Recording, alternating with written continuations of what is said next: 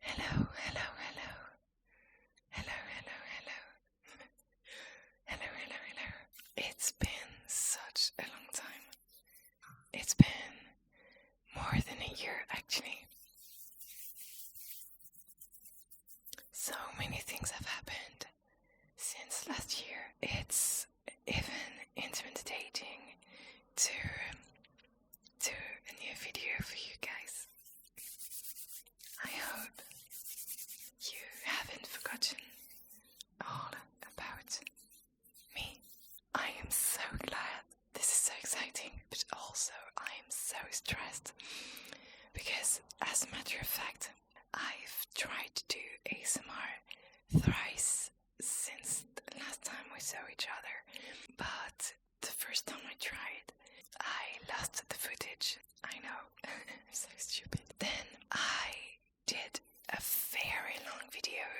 It took me about the whole afternoon to do it because my software was having some kind of problems, my computer as well. Then my camera, nothing worked as planned. My computer kind of dysfunctioned, so I had to change it. Also, once more, I lost the footage. Anyway, it was really, really annoying. So here I am, all stressed because I hope everything will work out this time.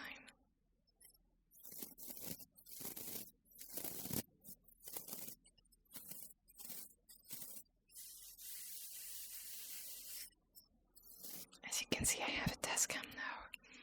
I figured if I wanted to do ASMR again, I'd have to find a simple and easy way to do so. So a lot of things have happened since last year. So many things, as a matter of fact, that I had to do list.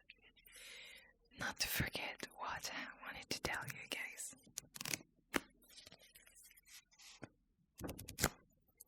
First and most importantly, I had a new project last year that kept me busy.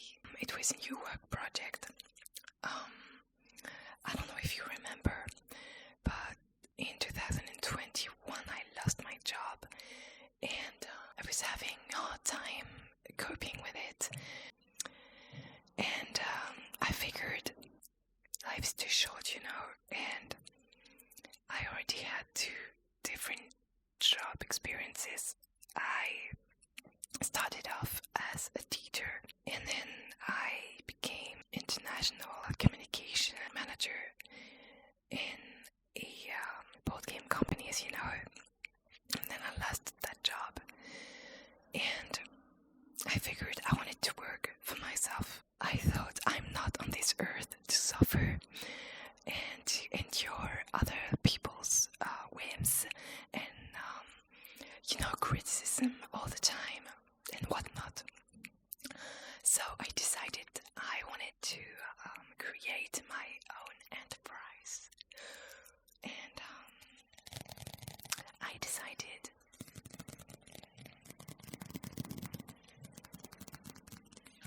I wanted to be a photographer.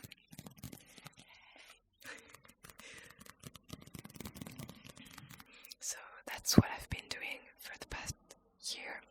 I've been working on this project. I've been going on a training program to create your own enterprise. I've been doing the business plan, the strategy, and also I've been working on the website and on socials. There will be links in the description below if you want to check this out. Sorry for now, it's only in French. I'm working on a translation, but it takes a lot of time, and the sole construction of the website took like 8 months, I guess, like a child.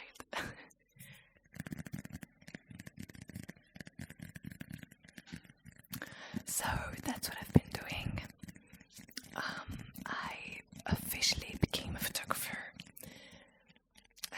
last year in March, so almost a year now. It it's working slowly because I've been working on my website and it took so much time that I didn't have much time to find clients. But some clients found me. And for the moment, I have to say I love it.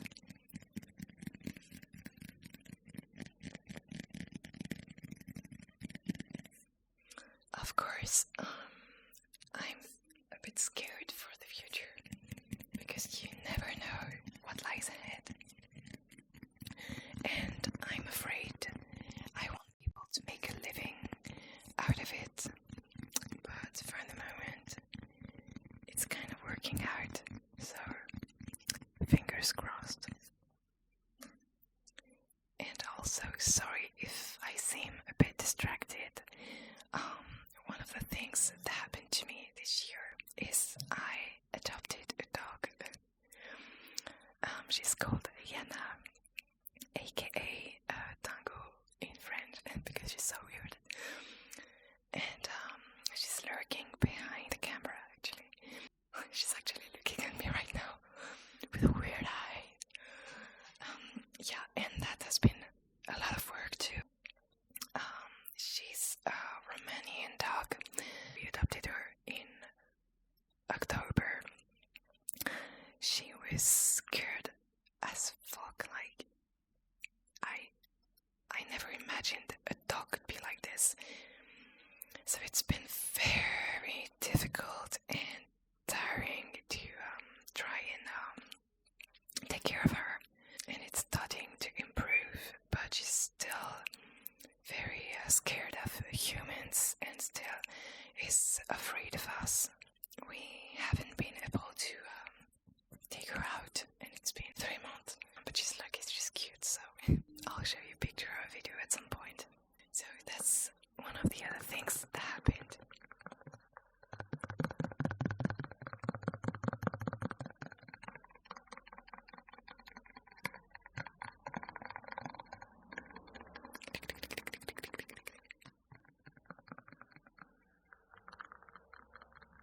And also, I got my first tattoo. I'll show you. Bumblebee on a flower, a bumblebee on a flower. And also, again, I moved. I think I moved basically at least once a year. And frankly, it's starting to be a bit annoying. Especially now that I get a lot of furniture. Now we live in the mountains, kind of in a city, surrounded by some kind of mountains. And we were living in a city center, in a city that was frankly lacking nature and trees. Like, if you found a tree somewhere, you thank God. And and I've started to be annoyed with the sound, the cars, the pollution. It was really getting on my nerves. So I'm thankful for this little bit of nature that we have right now. But, because yes, there's a but. Maybe you think I'm a complete fool. Maybe you'll think I'm crazy also. And maybe you don't believe in that. So I'm going to talk about ghosts. So if you don't believe in ghosts, please just leave the video. You'll come back later. I'll do another videos. Don't worry. But I think I have to say that I believe in ghosts. I believe in energies. I believe in aliens and stuff like that. I don't believe in paradise. I don't believe in hell either. But I believe there's something in between, that sometimes when people die, their soul or something, whatever, is not released, and it can be stuck between the mortal world and the whatever release that would be, My sister, she's a very pragmatic woman. She's like my contrary, I'm a bit I'm a bit cuckoo up there, and I believe in the power of minerals, the power of hugging trees, stuff like that, witches and stuff. So when I say things like that, people tend to not believe me. As I said, who is a very scientific woman, she actually feels the energies in the wood near my parents' village. There are vestiges of the war, and when we went there last year, my parents and I, we went in it, and we were all excited, like, haha, cool, a vestige, wow, that's so cool, that's a bit creepy, we like it, whatever.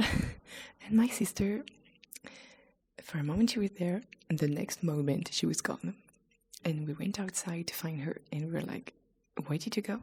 She's like, there's so many people in there, like, so many, you can't even imagine, it's so crowded. And literally I felt goosebumps, like, it's fucking scary. I trust her, obviously. If she says it, then it's true. End of story.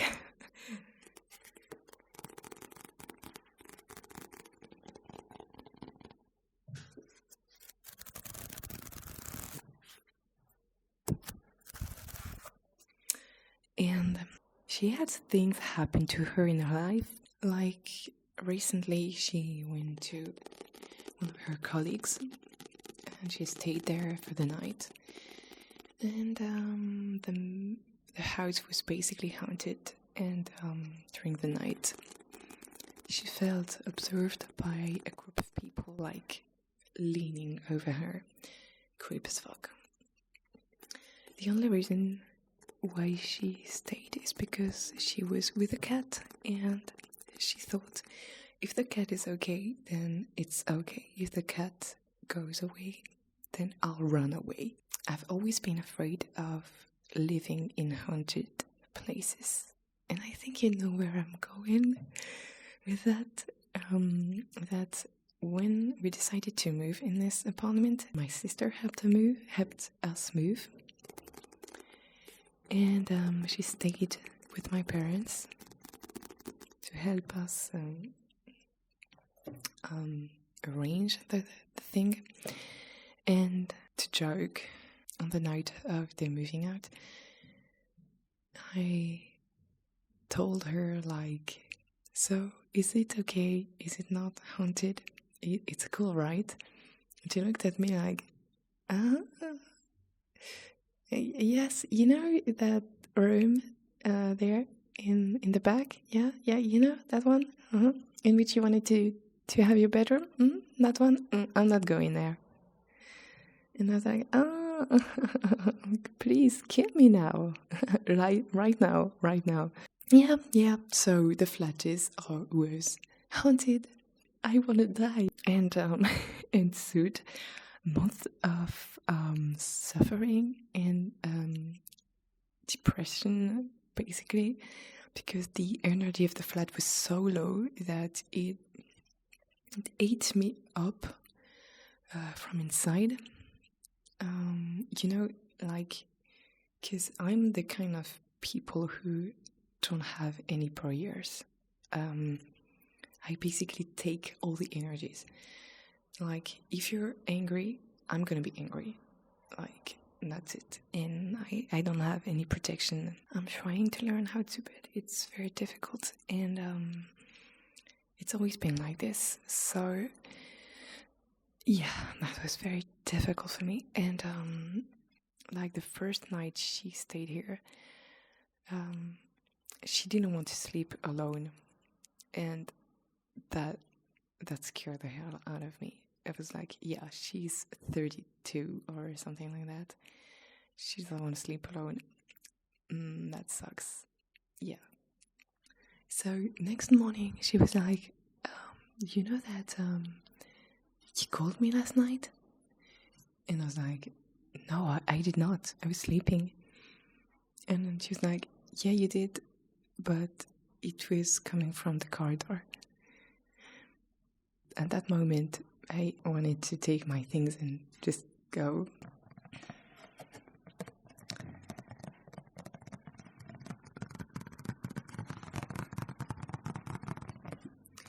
And so apparently it came from the room, like at the end of the corridor. It was supposed to be my bedroom, but it was too tiny in the end, so it ended up being my studio. I'm not in here actually, because I don't feel comfortable talking about it in the actual room where it happened, kind of.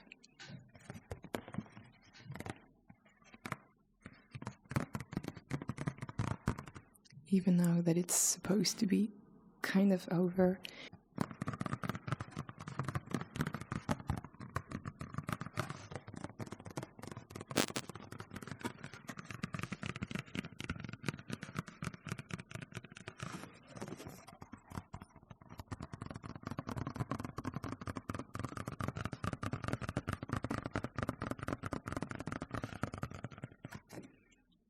And so since she can feel the energies, she can be able to kind of help these energies reach the earth again. Well, at least try. But she didn't want to create a contact with them because she was too afraid of what they actually may be. Like, if they were evil, or it would be worse to be in contact with them. So she just tried to get rid of them, basically. So it helped that I have a singing bowl, so we used that, and we did some kind of ritual, she focused on the energies, on the bad energies, and she tried to bring them down to the earth again.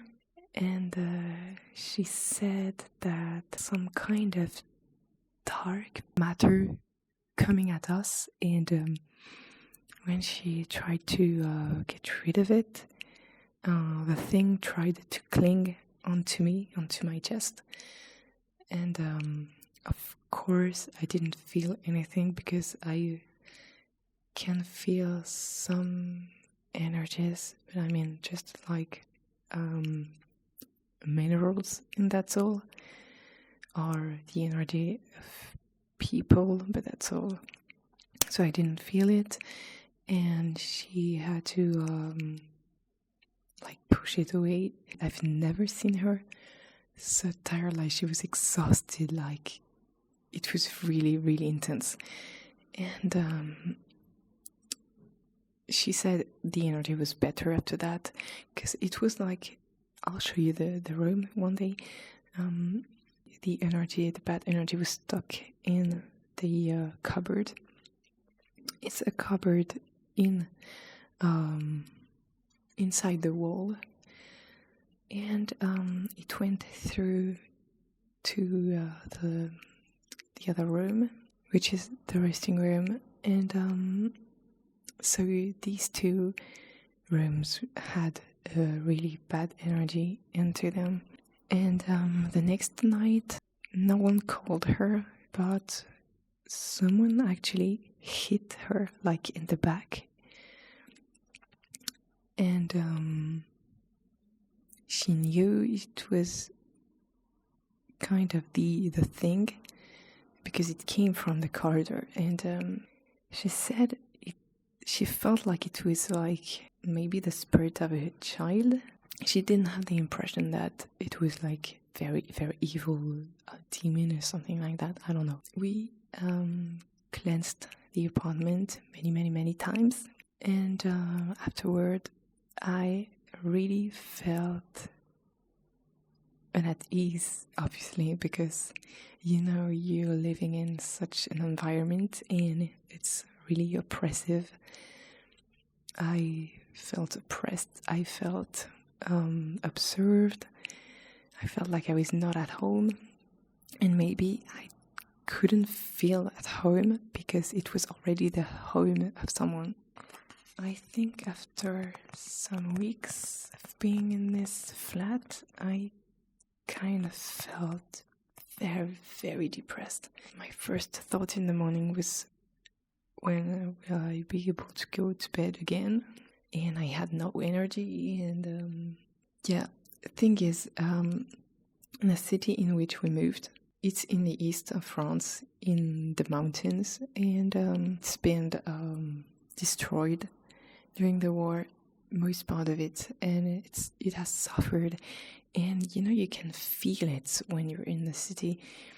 You can feel its energy and its history. So I think maybe it has to do with the war, and maybe Jewish people tried to hide in this room, and they were discovered by the Nazis and they were killed there. Maybe there were interrogations, or I don't know, but it's just talking about it gives me goosebumps, because it's scary, and I don't want to be afraid of people who would be stuck here, because they had suffered and that they're probably suffering right now. Also, I don't want to stay in a place that sucks my energy,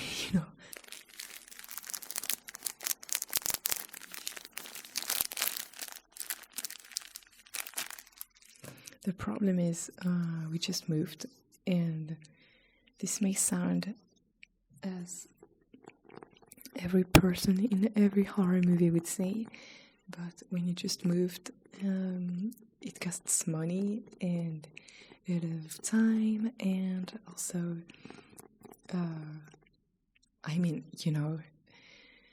it's not easy, and we cannot just move again right now. It's just not possible. We'll move out eventually. I don't want to end up depressed before we do.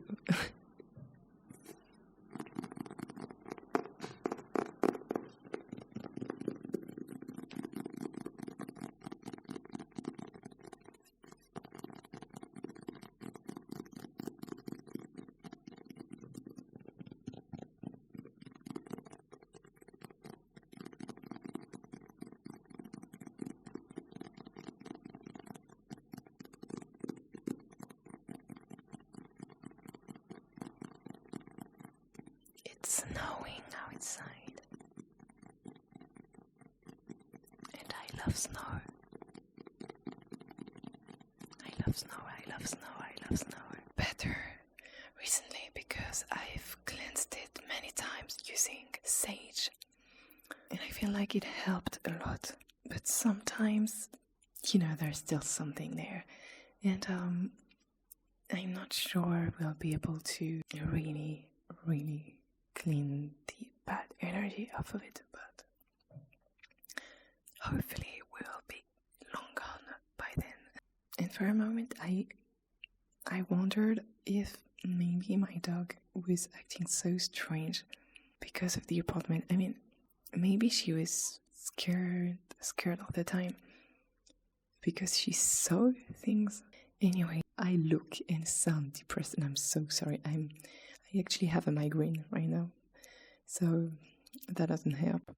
And also, I've read what became, I think, my favorite book of all time. apart from Harry Potter series, obviously. So it's The Priory of the Orange Tree, which is an absolute masterpiece. A fantasy of the story is built so magnificently. And also I've played Life is Strange for the first time ever. I remember when it was released, I was in college and I so wanted to play the game, but I didn't have enough time. And then life happened, other games, other series, or other things to do, and I just never played it. And last year I played it, and wow, it was a real life changer. Like, oh my god, such a masterpiece also. Yeah, so you can play that and you can read that. And what else? I've tried climbing and I loved it. That was great also. I went to Disneyland Paris again, and that was such a disappointment. I used to love Disneyland. It was like my dreaming place, like everyone who loves Disney. And when we went there again,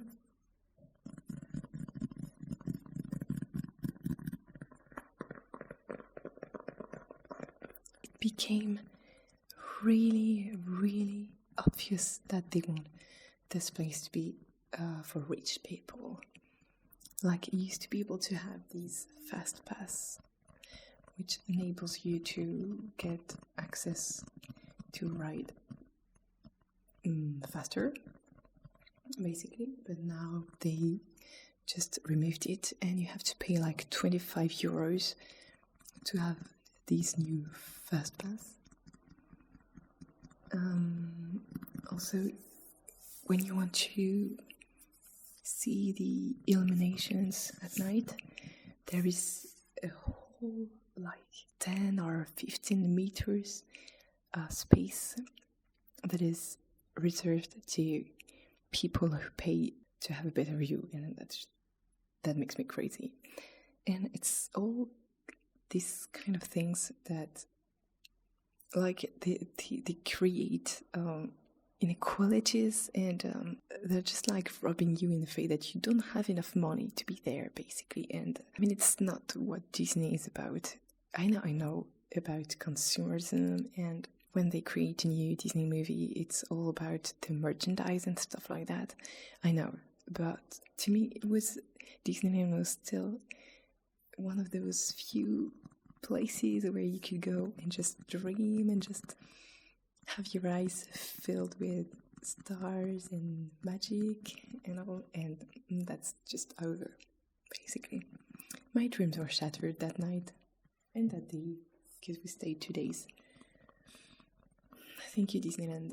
I've seen Imagine Dragons alive again. Yay! It had been 2 years since the pandemic.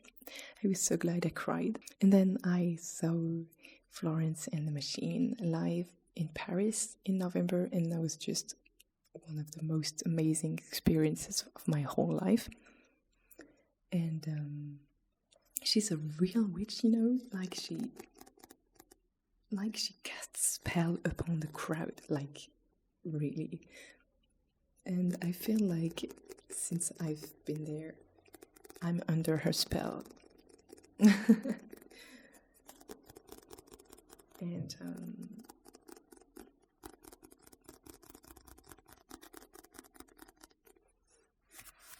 well, I hope this little catching up video was not too long and too annoying, and I hope that you'll still be here, because I am planning on releasing other videos soon. I'll do a flat tour so that you can see the ghosts of the house. And also I'll do other videos, because now I have a lot of new items for you.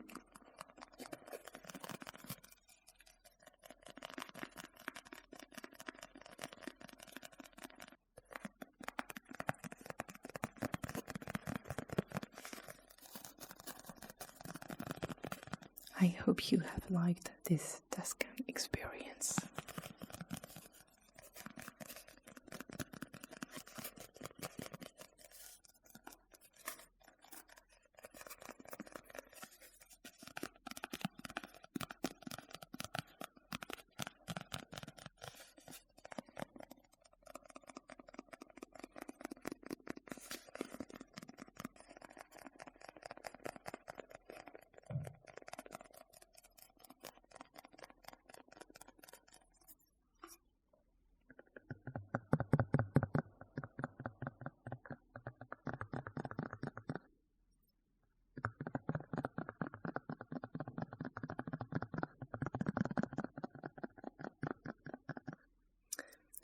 Anyway, I was really glad to be back. I hope I'll be able to do some more videos in the near future. Oh, and please tell me what you've been up to for the past year, because I would like to know. I wish you very